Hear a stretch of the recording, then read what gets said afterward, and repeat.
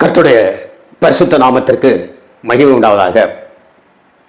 அன்பானவர்களே, லூக்காளின் சுவிசேஷம் 2ஆம் அதிகாரம் 35ஆம் வசனத்தை வாசிக்கிறேன். இது சிமியோன் 2வது பாகம். மனையில் வைத்துக் கொள்ளுங்கள். உன் ஆத்மாவை ஒரு பட்டயம் உருவி போகும் என்றார். உன் ஆத்மாவை ஒரு பட்டயம் உருவி போகும் என்று சொன்னார். அதாவது நன்றாக தெரிந்து கொள்ளுங்கள், மனிதன் இந்த சரீரத்திற்கு என்ன வேணாலும் மருந்து மாத்திரை இவைகள் கொடுத்து சரி பண்ணிவிடலாம். ஆனால் ஒரு மனிதன் ஆத்மாவிலே பாதிக்கப்பட்டிருந்தால் அதற்கு மருந்து எதுவுமே கிடையாது. இந்த ஆத்மாவினுடைய இயக்கத்தை இந்த சரீரம் ஈடு கொடுக்க முடியாமல் திணறுகின்ற பொழுதுதான் அவன் இந்த உலகமானது ஒரு வித்தியாசமான முறையிலே யாருக்கும் கட்டுக்கடங்காத ஒரு பித்து பிடித்தவனை போல தருகிறான் என்று இந்த உலகம் சொல்லும். அப்போ அந்த மன ரீதியாக இருக்கக்கூடிய டாக்டர்கள் அவர்கள் செய்வதென்ன என்றால், இந்த ஆத்மாவினுடைய வேகத்திற்கு அதனுடைய இழுவைக்கு இந்த சரீரமானது, அந்த ஆத்மாவுடைய வேகத்திற்கு இந்த சரீரமானது செயல்பட்டால் அது பல பேருக்கு ஆபத்தாக இருக்கு என்று சொல்லி இந்த சரீரத்திற்கு அவர்கள் சில மருத்துவ வேலை செய்து அமைதிப்படுத்தி விடுவார்கள். ஆனால் இந்த ஆத்மாவோ கொந்தளித்து கொண்டுதான் இருக்கும். இதை நான் உதாரணம் எப்படி சொல்லுகிறேன் என்றால், இப்போது பாருங்கள், இந்த லாசருடைய சகோதரிகள் இருந்தார்கள். லாசரு இறந்து போய்விட்டார். எல்லோரும் சொன்னார்கள், நான் இருக்கிறேன் நான் இருக்கிறேன் நான் இருக்கிறேன் என்று சொல்லுகிறவர்கள்லாம் அண்ணனுக்கு பதிலாக, தம்பிக்கு பதிலாக, தம்பியாக, அண்ணனாக, சித்தப்பனாக, பெரியப்பனாக, எல்லாத்துக்குமாக நான் இருக்கிறேன் நான் இருக்கிறேன் என்று கூறியவர்களெல்லாம் நேரம் வருகின்ற பொழுது அந்த நேரங்கள் அப்படியே ஆக ஆக என் கணவர் வந்து விடுவார், என்னுடைய மனைவி வந்து விடுவாள், என்னுடைய மகன் காலேஜிலிருந்து வந்து விடுவான், அல்லது எல்கேஜி யூகேஜிலிருந்து வந்து விடுவான், உடனடியாக நான் அங்கே செல்ல வேண்டும் என்று சொல்லி அவர்கள் அப்படியே நான் இருக்கிறேன் இருக்கிறேன் என்று சொல்லுகிறவர்கள் அனலில் விட்ட மெழுகு போல அப்படியே அவர்கள் கரைந்து கரைந்து கரைந்து கரைந்து அவர்கள் வெளி போய்விடுகிற காரியத்தை நாம் பார்க்கிறோம். சரியா? இதுபோலதான் மன ரீதியாய் இருக்கக்கூடிய அந்த வியாதிகளுக்கு நீங்கள் எப்படிப்பட்ட ஆரோக்கியமான மாத்திரைகள் மருந்து கொடுத்தாலும் கூட அந்த மனதினுடைய வேகத்துக்கு தகுந்தாப்பில் செயல்படாமல் அந்த மனதை கட்டி வைப்பது போலதான் நாம் எடுக்கக்கூடிய சரீர பிராரமாக இவைகள்லாம் இருக்கும். இதை நீங்கள் மனதில் வைத்துக் கொள்ளுங்கள். இது ஒரு பெரிய, இதில் அர்த்தங்கள், ரகசியங்கள் அடங்கியிருக்கின்றன. ஆனால் இதற்கு மருந்து இருக்கிறது என்றால் இதை உண்டாக்கியவர் தான் அவருடைய சொற்கேட்டு, அவருடைய வார்த்தையின் அடிப்படையில் அவரே இதற்கு மருத்துவம் செய்யவில்லை என்றால் ஒன்றுமே செய்ய முடியாது. ஒரு சபையில ஒரு பெரிய ஆர்மீனிய பெட்டி, அந்த காலத்தில் பெடல் போட்டு வாசிப்பார்கள். அமெரிக்காவில் அப்படிப்பட்டது இருந்தது. அது ரிப்பேர் ஆகிவிட்டது. பல நிபுணர்களை வைத்து அதை இடத்தெல்லாம் வைத்து பார்த்தார்கள், ஒன்றும் முடியவில்லை.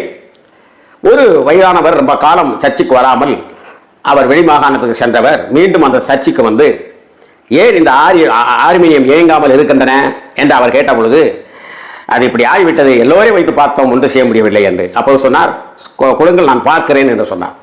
அப்ப எல்லோருமே ஒரு கேள்வி போலதான் நினைத்தார்கள். ஆனாலும் அவரும் பிரித்து பார்க்கட்டுமேன்னு விட்டார்கள். ஆனால் அவர் அதை பிரித்து பார்த்து சரி செய்து விட்டு அருமையாக அழகாக இயங்கக்கூடிய அளவிலே அந்த ஆர்மீனிய பெட்டியை அவர் இயக்கினார். எல்லோரும் அவர்கள் விரல் வைத்து, ஆஹா, எவ்வளவு திறமையானவர் ஆகவில்லையே, உங்களால் எப்படி முடிந்தது என்று சொன்னால், அதற்கு அவர்கள் சொன்னார்கள், இந்த ஆர்மீனிய பெட்டியை செய்தவனே நான் தான். நான் வெகு காலத்திற்கு பின்பு என் பிழைப்பின் அடிப்படையில் வேறொரு மாநிலத்திற்கு சென்று விட்டேன்.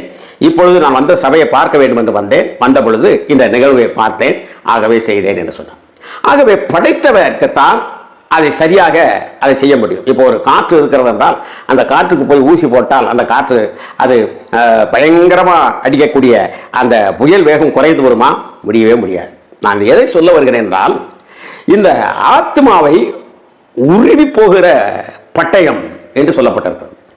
இப்போது ஒரு சந்தோஷமான காரியத்தை, சமாதானமான காரியத்தை, அதாவது புறஜாதிகளுக்கு ஒளியாகவும் தம் ஜனங்களுக்கு மகிமையாகவும் எல்லோருக்கும் ஆறுதலும் தேறுதலும் மகிழ்ச்சியுமாக இருக்கக்கூடிய இந்த குழந்தை, இந்த தெய்வீக குழந்தை, இந்த ரட்சிப்பின் குழந்தையை என் கண் கண்டது என்று சொல்லி பாராட்டுகிற அதே நேரத்தில் சில ஊழியக்காரர்கள் நான் சொல்லியிருக்கிறேன், அவர்களுக்கு நன்றாகவே தெரியும் சில வீட்டுக்களிலே செல்கின்ற பொழுது அங்கு இருக்கக்கூடிய குற்றம் குறைகள், நூலாம்படைகள், அங்கு இருக்கக்கூடிய குப்பைகள், அதைகளெல்லாம் அதை சரி செய்யுங்கள் அப்படி இப்படிலாம் சொல்லாம அவர்கள் அங்கே எனத்துக்காக போயிருக்கிறார்களோ அந்த குடும்பத்துக்கு ஜெபம் பண்ண, உன் தொட்டி பிசைகிறது ஆசீர்வதிக்கும். தொட்டி இருக்காது, அங்கே ஒரு ஒன்றுமே இருக்காது. உன் தொட்டி, நீ பிசைகிற தொட்டி ஆசீர்வதிக்கப்பட்டிருக்கும், உன் மாடு ஆசீர்வதிக்கப்பட்டிருக்கும், உன் மாடு 150 கண்ணுக்குட்டி போடும், உனக்கு பால் அப்படியே கேனுகனா ஊற்றும், நீ எப்படி தண்ணி ஊற்றினாலும் மற்றவங்க ஒரு மாதிரி நினைக்க மாட்டாங்க, அப்படி இப்படின்னு சொல்லி ஜெபம் பண்ணிட்டு காணிக்க வாங்கிட்டு வந்துடுவாங்க. ஆனால் நீங்கள் பாருங்க, பைபிளை ஒவ்வொரு காரியத்திலையும் நம்ம சிந்திக்கும் போது அது எவ்வளவு ஒரு தெளிவை தருகிறது என்று பாருங்கள். ஆனால் அவர் சொன்னார், இப்படியே சிரித்து அந்த மகிழ்ச்சி கடலிலே அவர்கள் மூழ்கி அப்படி வருகின்ற பொழுது மரியாதை பார்த்து சொன்னார், ஒரு பட்டயம் உன்னை உருவி போகும் என்று சொன்னார். சிலுவையினுடைய மரணத்தை மிக தெளிவாக சொல்லிவிட்டார். மரியாதோ அதை தன் மனதிலே வைத்துக் கொண்டார். அன்புக்குரியவர்களே, ஒன்று தெரிந்து கொள்ளுங்கள், ஒவ்வொருவருடைய மனிதனுடைய வாழ்க்கையிலுமே மேடு பள்ளங்கள் வந்து கொண்டுதான் இருக்கின்றது. அந்த பள்ளங்கள் பார்த்து நடக்க வேண்டும். பார்த்து நடந்தாலும் கூட நம்மை குப்பர தள்ளக்கூடியவன், நமக்கு பின்னாலே முதுகு பின்னாலே குற்றுகிறவன் வந்து கொண்டேதான் இருந்து கொண்டிருப்பான். அவனையும் சமாளிக்க வேண்டும். அதுக்கு தேவனுடைய உதவியையும் பெற்றுக்கொள்ள வேண்டும். அதே நேரத்தில் மேடு வரும், அந்த மேடையும் நாம் பார்த்து சரியாக கடக்க வேண்டும். இவைகளுக்கு மத்தியிலே எதிர்நீச்சல் வரும். அங்கே முதலை கிடக்கும், சுறாமீன்கள் கிடக்கும். ஆகவே அங்காவது வாழலாமா என்று சொன்னால் அந்த இடத்தில் அப்படிப்பட்ட நிலைமைகள் இருக்கும். இவைகளெல்லாம் நம்முடைய ஆத்மாவை உருவி போகிற ஒரு பட்டயம். அதான் சொன்னார், அவனவன் தனக்குரிய சிலுவையை, நான் நியமித்த சிலுவையை எடுத்துக்கொள்ள வேண்டும் என்றால் இந்த உபதேசங்கள் இப்படிப்பட்ட ஒரு சூழ்நிலைகளெல்லாம் வருகின்ற பொழுது என் ஆண்டவருக்கு வந்தது, என் ஆண்டவரை இந்த உலகத்திற்கு அறிமுகப்படுத்துகிறத ஒரு பாத்திரமாக இருந்த இரட்டிப்பான ஆசீர்வாதத்தை பெற்ற அந்த மரியாள் என்ற அருமையான சகோதரிக்கும் வந்தது. அதையும் தாங்கி அவர்கள் நின்று தேவன் சொன்ன அந்த வார்த்தையின் அடிப்படையில் சீடர்களோடு இணைந்து நின்று தெய்வீகத்தினுடைய வரத்தை பெற்றுக்கொண்டு அவர்கள் நம்மை போல எல்லா விதமான பாடுகளையும் அவர் அணிவித்தவராக பரலோக ராஜ்யத்தினுடைய அந்த மகிமைக்கு அவர்களும் காத்திருக்கிறார்கள். ஆகவே எனக்கு வரக்கூடிய இப்படிப்பட்ட தன்மைகளை எல்லாம் நான் என் இதயத்தை ஊடுருவி போனாலும் தாங்கிக் கொள்வேன். அது என்னை எவ்வளவு ஒரு பித்தி பிடித்தவன் என்ற உலகம் சொன்னாலும் கூட தேவன் எனக்கு அது மறந்துட்டு என்னை சரி செய்வார் என்கின்ற இந்த சிமியோன் 2வது பகுதியை பாருங்கள். இதில் இருக்கக்கூடிய கருத்தை உள்வாங்கிக் கொள்ளுங்கள். கர்த்தர் உங்களை ஆசீர்வதிப்பாராக. ஆமென், ஆமென்.